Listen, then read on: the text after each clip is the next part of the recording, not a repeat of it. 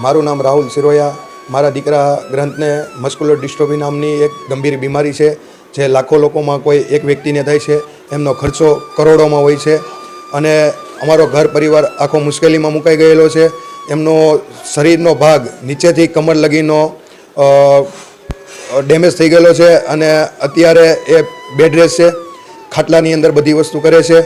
અમારો ઘર પરિવાર તેનું દુઃખ જોઈ શકતું નથી અને ડૉક્ટર સિદ્ધાર્થ શાહના માર્ગદર્શન હેઠળ અમેરિકાથી એમનું ઇન્જેક્શન મંગાવવાનું થાય છે। એનો ઇન્જેક્શનનો ખર્ચો અઠવાડિયે 5 લાખ રૂપિયા છે। અમને એમનો 2 વર્ષ ટ્રીટમેન્ટ ચાલશે, એ ટ્રીટમેન્ટનો ખર્ચો અંદાજિત 4 કરોડ કરતાં વધારે છે।